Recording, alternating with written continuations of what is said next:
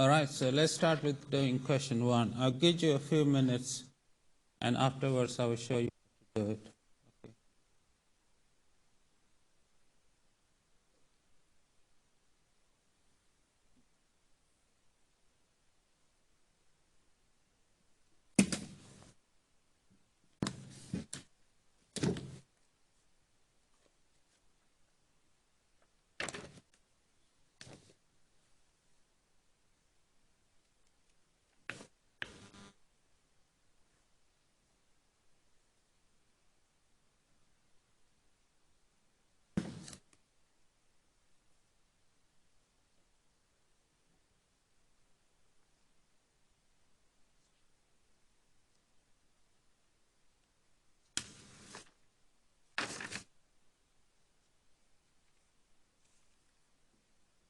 Hi.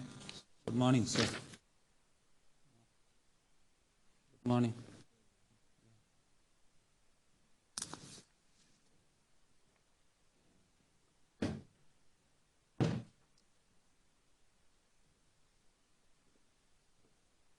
Can you start doing question one, please? Question. Yeah.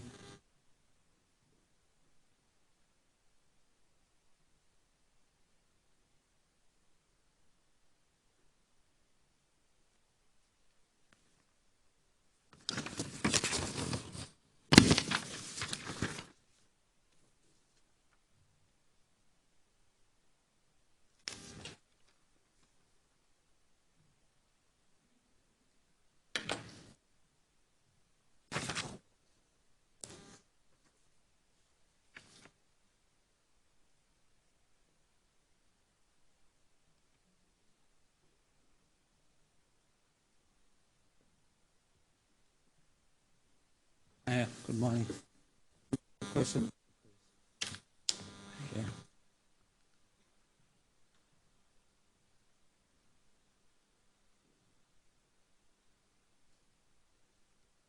Hi.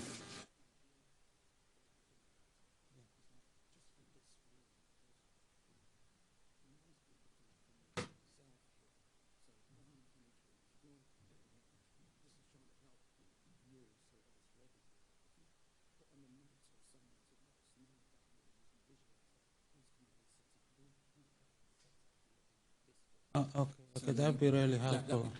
I okay, I will. Yeah, I always every time I use the visualizer.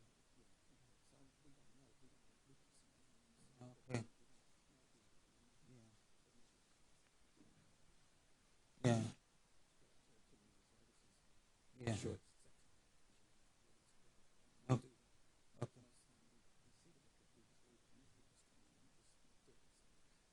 Okay. Yeah, we have somebody could set up just for this room, only for this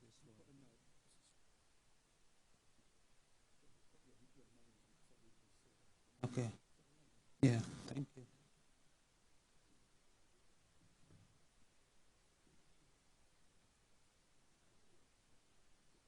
Hello, sir. Good morning. Can you do question one, please? Question one. Can you guys do question one, please? Uh,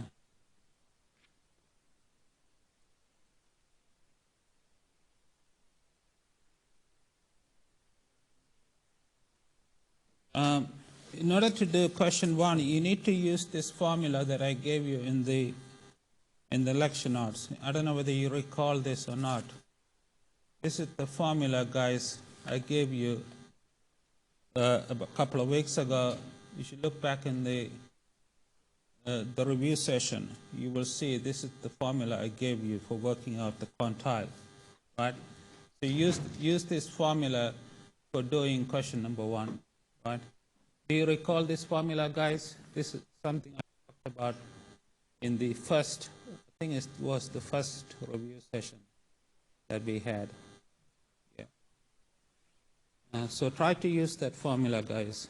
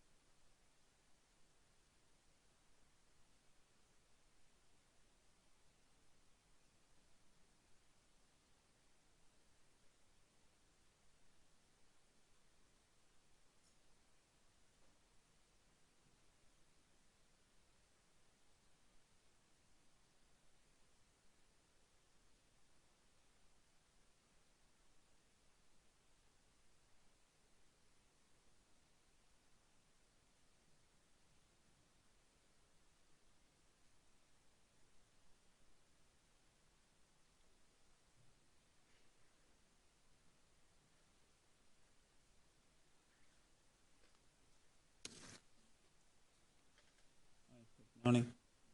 Do question, please.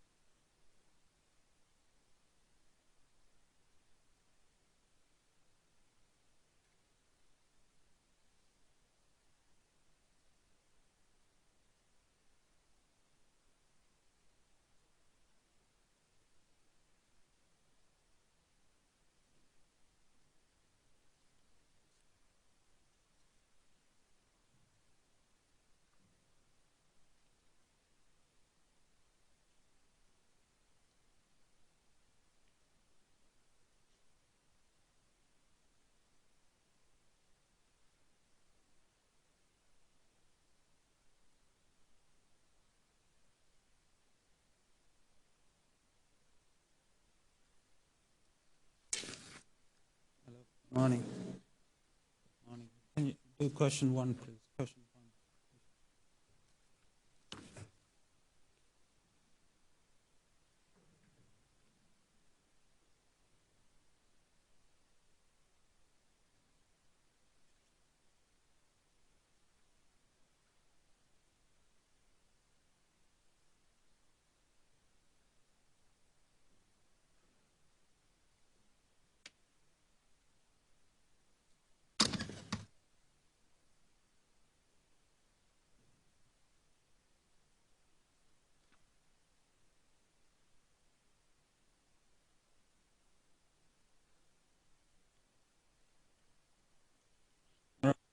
Had you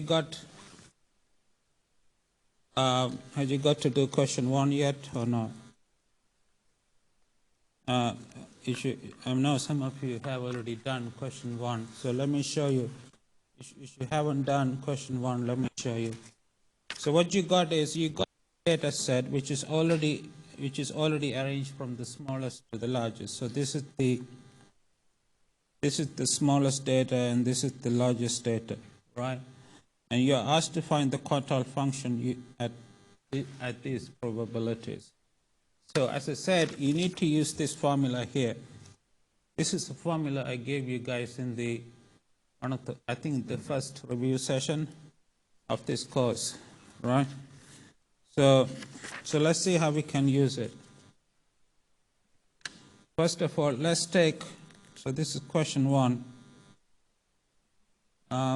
Let's take P to be 0.1, right? And we know that there are 25 data points, yeah? So your R, remember R is P times n plus 1, so is 0.1 times 26, which is 2.6, right? So your R prime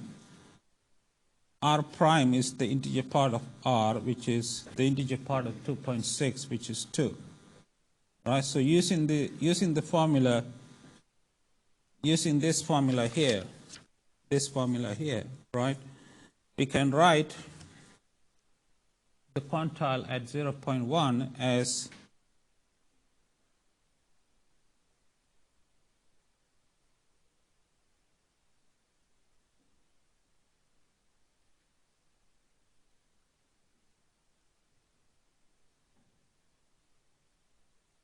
right, and if you work this out, guys, this will be equal to 0.475. So what this means is that about 10% of the data points are below 0.475, right? You guys follow this or not? We are doing question 1, sir. Any questions on this, guys? It's a simple use of this formula with P equal to 0.1, right? Okay? Are you okay? All right, now let's try to do the same thing with P equal to 0.25, okay? So if P is 0.25, your R is 0.25 times 26. Remember, we are multiplying P with n plus 1, which is 26 in this example. So this will be 6.5, and your R prime is the integer part of 6.5, which is 6, right? So Q at 0.25 will be equal to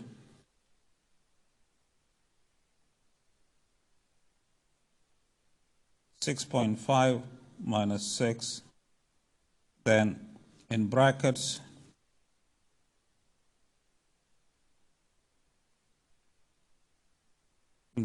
this, right? And if you work, so I'm using the formula, I'm using this formula one more time, okay, with P equal to 0.25. If you work this out, this will be 2.1055. So this is the 10th percentile or quartile or quantile, and this is the 25th quartile or quantile. So what this means is that about 25% of the data is below this value, right? And similarly, you can work out the quantiles at 0.5, 0.75, and 0.9. So I'm not going to do them. I would just write down the answer. So the quartile at 0.5 will be 2.8957. The quantile at 0.75, if you do the same calculations over again, will be equal to 6.15.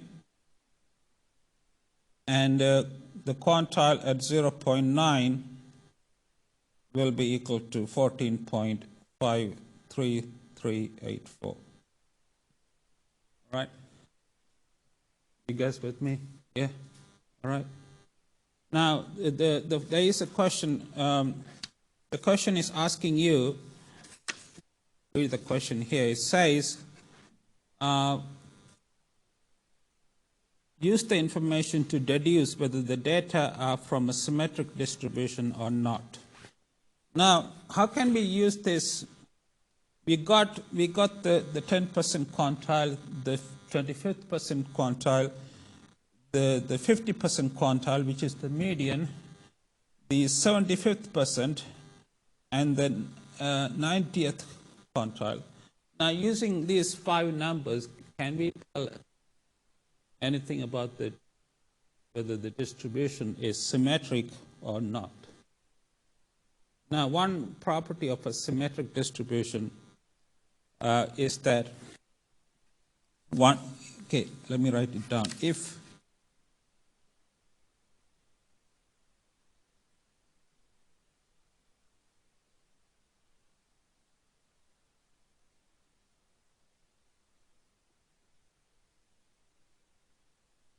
a distribution is symmetric, then you would expect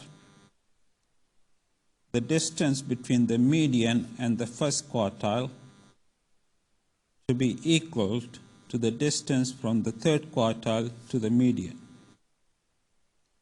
Remember, we talked about this I don't know whether it's last week or the week before. When you look at a box plot, this is the distance, the lower half of the box plot, and this is the upper half of the box plot. And if the distribution is symmetric, then you would expect them to be equal. Right? All right. Now, in this particular example, this guy here turns out to be equal to 0.7902. That's using the numbers that we worked out here. Right? This is equal to this. And this guy here turns out to be equal to 3.2453. And these two numbers are not even close. They're not even close to being equal. See? Yeah? 0.79 and 3.24. They're not even close to being. So the conclusion that you can make based on these numbers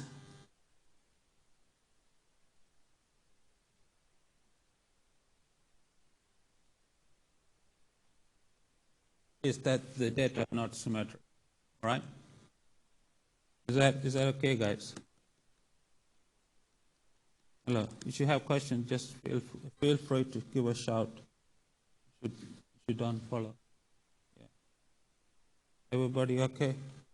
So this completes question 1. Can you do question 5 now, please? Can you do question 5? This is question 5. This one here. Can you do question 5, please?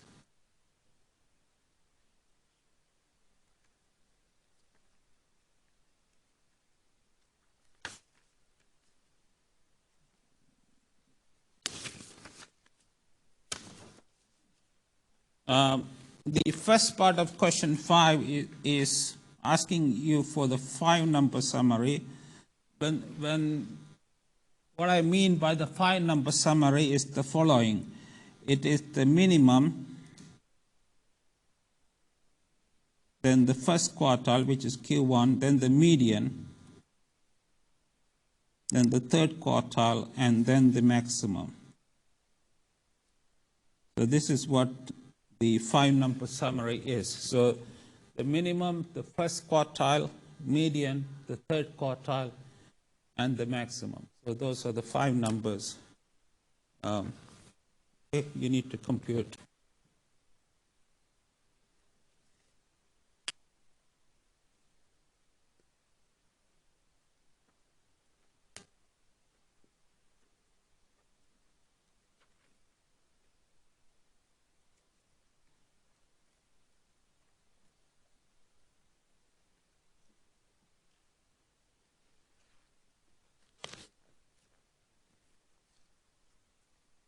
Okay.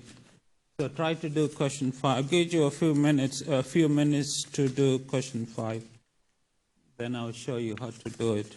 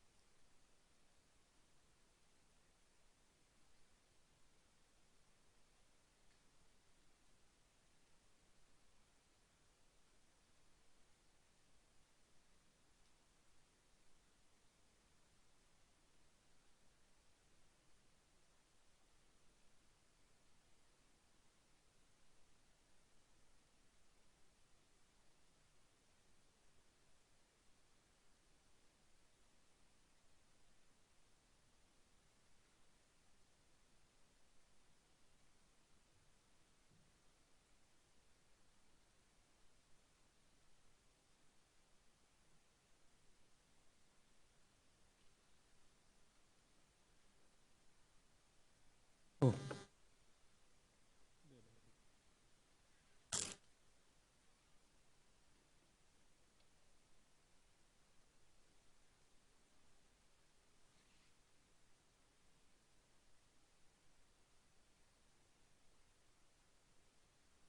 All right, guys, so let me show you. I know some of you have already done it. So let me show you how to do 5. So here you only have 18 data points. And once again, the data are arranged from the smallest to the largest. So it makes it more convenient. So this is question 5, part 1. So this is the 5-number summary. So the minimum is simply the smallest data, which is 31. Right? And to find Q1, remember Q1 is the first quartile. So Q is 0.2. P, your P is 0.25, and your N is 18. So your R is 0.5 times 19, N plus 1.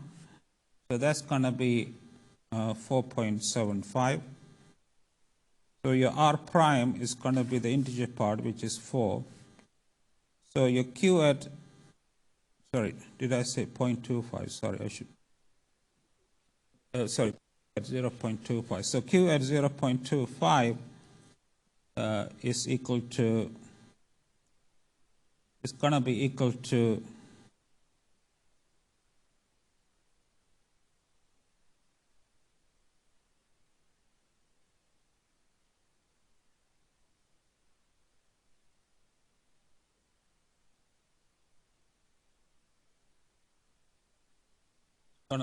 this, right? And if you work this out using a calculator, this is what you should get. So this is the first quartile, or Q at 0.25. Okay. Now the next one is the median, which is Q at 0.5.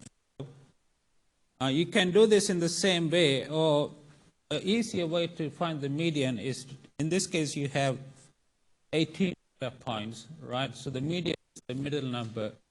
Because 18 is an even, two middle numbers and sum them and divide by 2, right? So numbers here are 77 and 79. These are the two numbers. So the median is 77 plus 79 divided by 2, which is 78. So this is the easier way of finding the median. I mean, you can do it in the same way like this. You will get the same answer. And the next thing is the third quartile, which is Q at 0.75.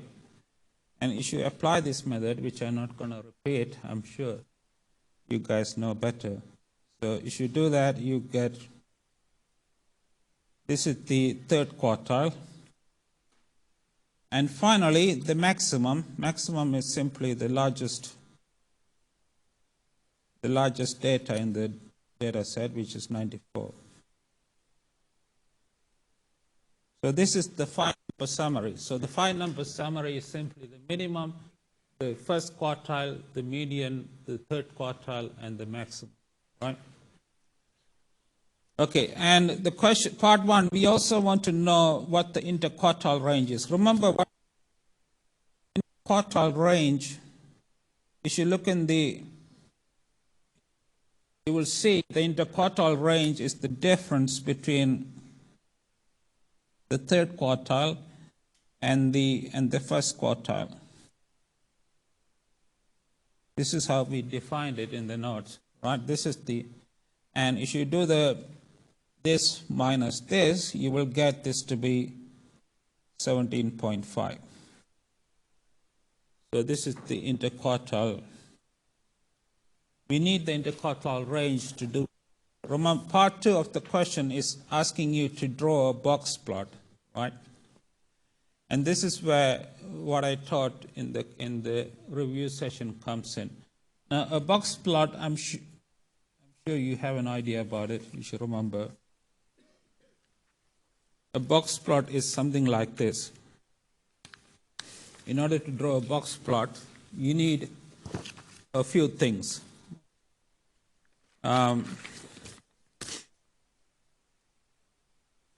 You need, let me show you. So let me show you how to do part 2. So this is not nice. Okay, let me use this one. A box plot for this data will look like this, right? And let me show you what these points actually correspond to, right? This median, which we worked out to be equal to, you recall what the median was? It was 78, right? And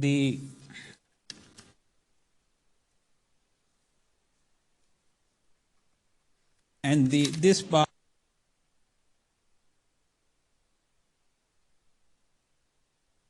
the first quartile, remember, it was 69.75. And this bar here is the third quartile, and the third quartile is 87.225, right? Right, and are you with me? Yeah, and we need something called this is where the IQR comes in.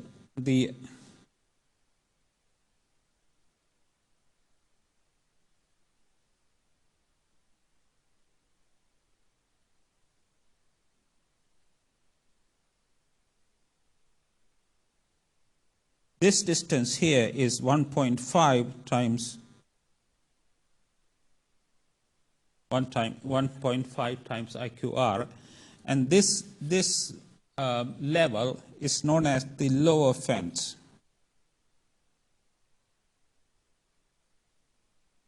And if you take 1.5 IQR from this level, you will get the lower fence to be equal to 43.5. Okay? And similarly, if you take the same amount of distance on the other side, that is, you should take the same amount of distance on this side, yeah,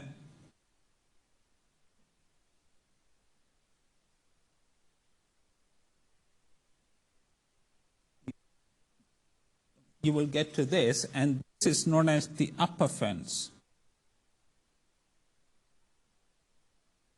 This is known as the upper fence, and this distance is once again equal to 1.5 times IQR, right? Okay, are you with me? Right, and this, it turns out that if you take this amount of distance from the third quartile, then that will be equal to 100, this guy here, over here, will be 113.5.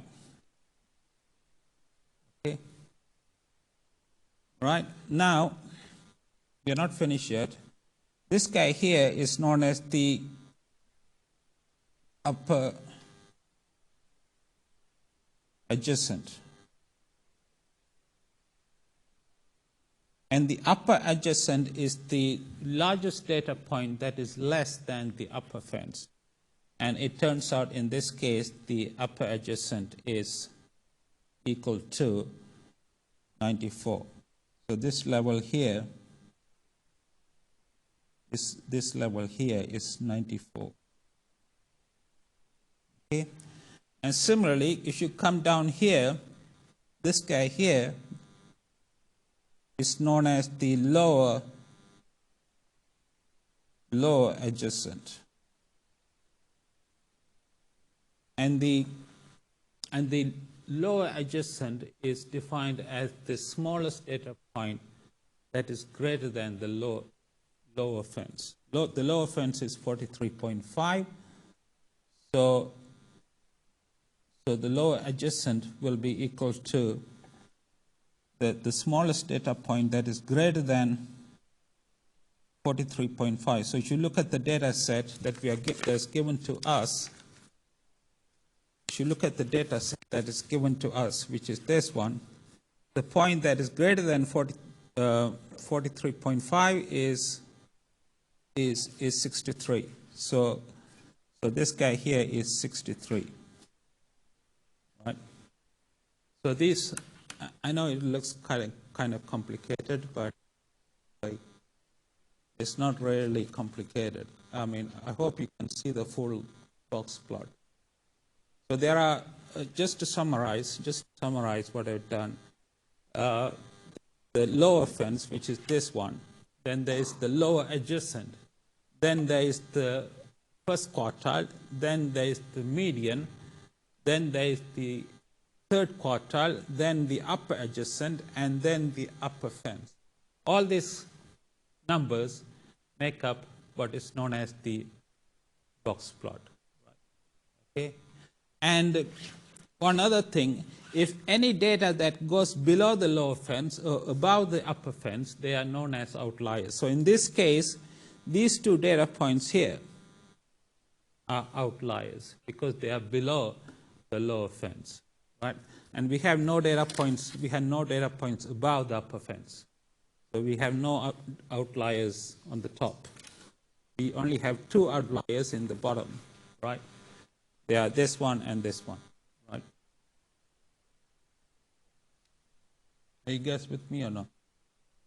Is that clear? Yeah, okay. It's also, you should read the question here, guys. It's asking you whether a normal distribution is a plausible. Yeah. I think a normal distribution will be a good model for this.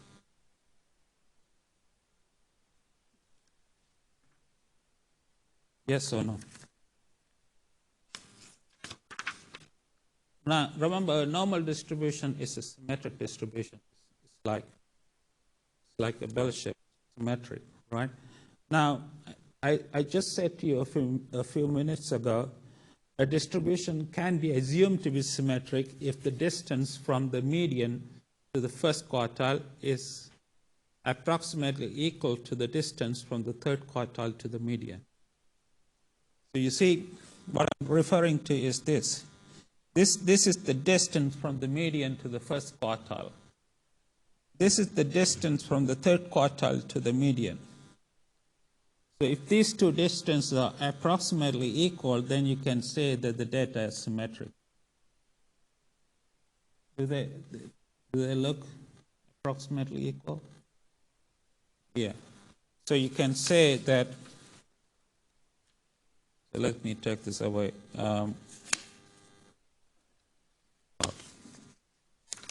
Take this away. So in order to answer question 5, part 2, you can say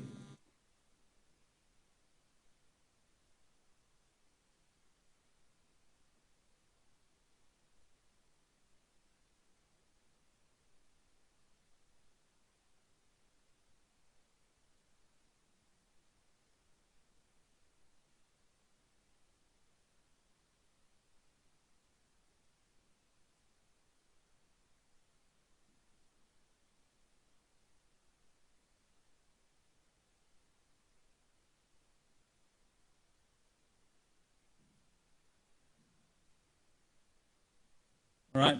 So looking at the distances between the median and the first quartile and the third quartile and the median, the data look approximately symmetric, right? So that's part 2. Now let's look at part 3.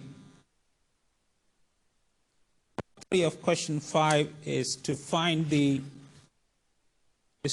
sample mean and the sample standard deviation, right? The sample mean is basically you add up all the numbers. You add all the numbers from 31, 42, all the way up to 94, and you divide by 18. It's the number of data points. And if you do the if you do the calculation, you will get this to be 75.06, right? So this is the sample mean. Now the sample standard deviation, I gave you two different formulas for it. You may recall from the review sessions. I will use the unbiased version, which has a n-1 in the bottom, right? So this is the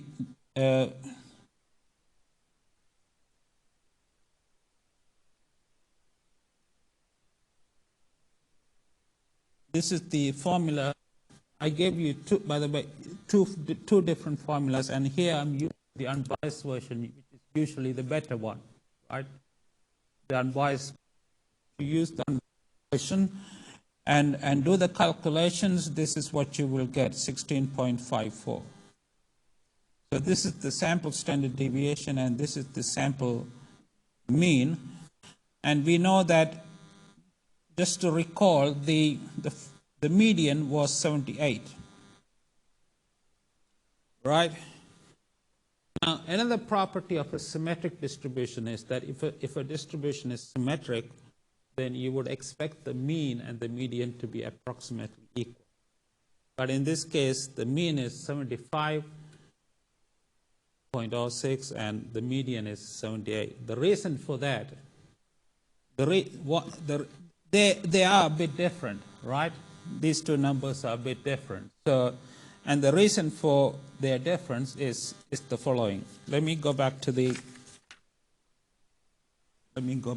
plot, right? You see, the reason that these two are a bit different is because of the box plot. If you look at the box plot, you have these two outliers. These two outliers actually reduce the mean, but they do not affect the median, right? These two outliers have the effect of reducing the mean, right, to 75.06, but they affect the median. Why? That's why these two numbers, they are different, because the sample mean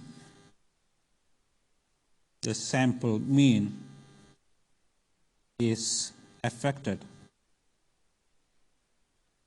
by the two outliers, whereas the sample median is not. So that's why they look a bit different, right? All right, guys, any questions on this? This answers question number 5. You okay with this? Everybody? Okay? All right, can you do the next question, please? Question 6. So this is question 6. The first part you should know from probability 1. I'm sure all of you took probability 1 from last semester.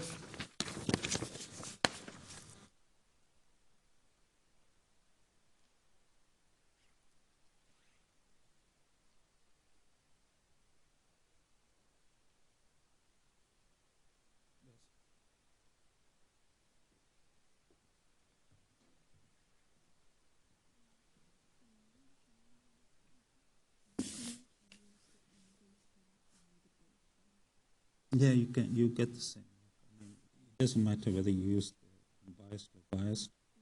I think the difference will be very different.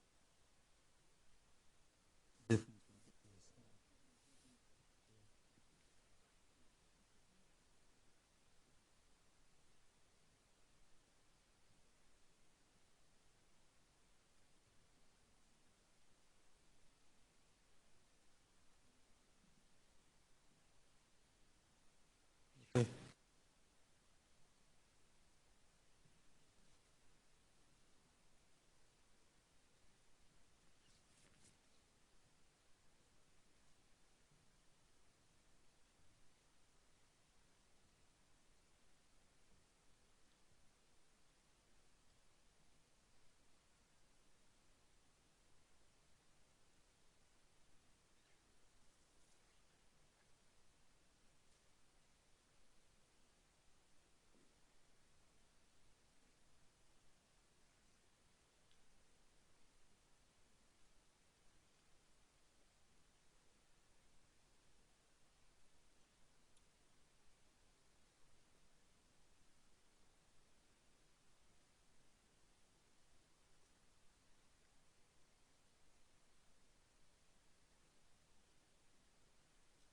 So the first part, you to do it from stuff you did in in probability 1. Guys, do you remember what you did or no? No? Okay. So let me show you. At least, I mean, we are running out of time. So let me show you how to do part 1. So this is question 6, part 1. We have x, which is a normal variable with mean, mu, and variance sigma squared.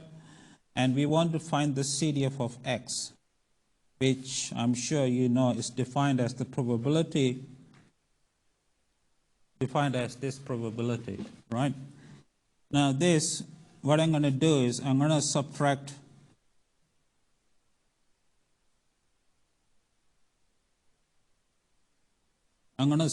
mu and divide by sigma both sides. Now you should know from stuff you did that this guy here has the standard normal distribution, or N01.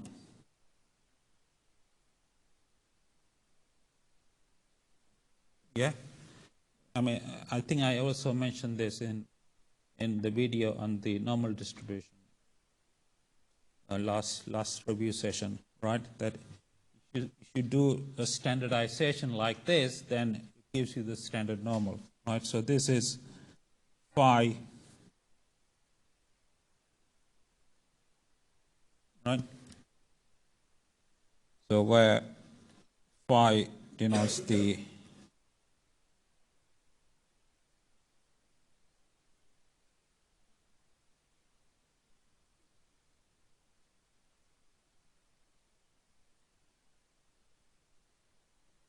okay.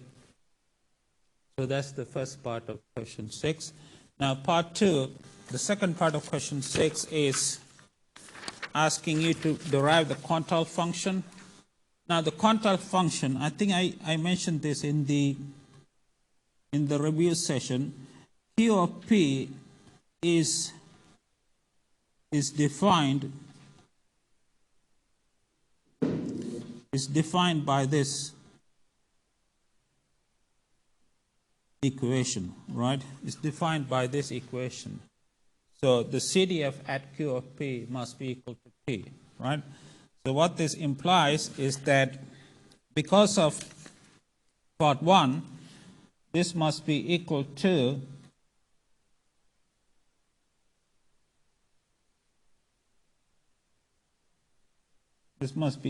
this, right? And this implies that Q of P minus mu divided by sigma must be equal to phi inverse of P. And this implies that Q of P must be equal to mu plus sigma phi inverse of P. So this is the Quartile function of the normal distribution. Now it's also asking you to find the interquartile range. Remember, the interquartile range, we just talked about it in question 5, is defined as the difference between the third quartile and the first quartile, right? This is the definition. Now, if you put 0.75 here, you get mu plus sigma .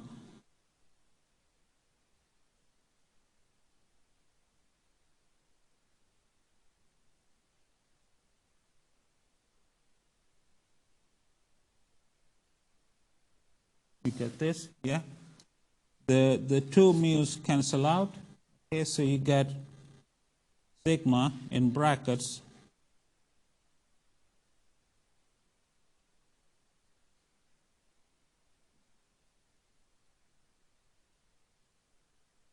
yeah. Now you can read these two values from the normal table, and I assume you know how to read the normal table. If you don't know, please look at my video on the normal distribution. Right? It explains to you how to read the normal table, right? Okay, so if you read the normal table and work out these values, you will get this to be 1.349 times sigma. So that's That's the interquartile range for the normal distribution. And an estimate of this, if you want to estimate IQR, I mean, we haven't done estimation, but we will talk about it on Friday this week. If you want to estimate this quantity, you need to estimate, right? And we can estimate sigma by the sample standard deviation, where S is the sample standard deviation. All right, so that completes part 2. Part 3, I think you should be able to do, guys. Part 3 by yourself. Okay, any questions, guys? Sure. Come on. I mean, if you don't know how to read the normal table, just have a look at the video that I did on the normal. And if you can't follow that, just come and see me in my office, or send me an email, or Zoom me, or Skype me, or phone me. Okay? All right? So have a good day, guys.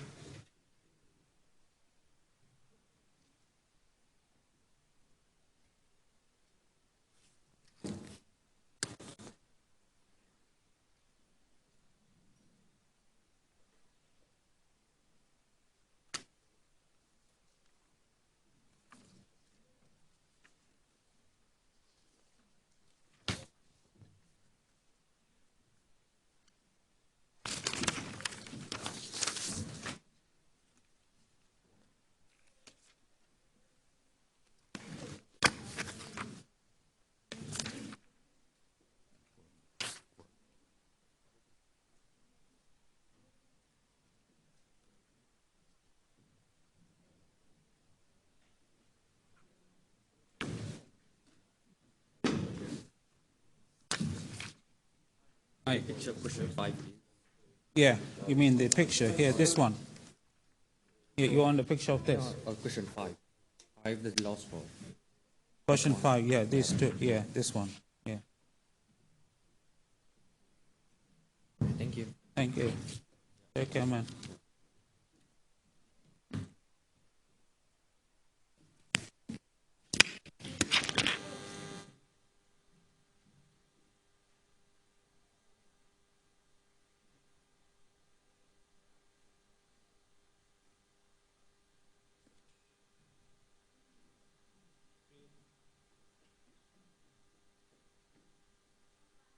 Bye-bye.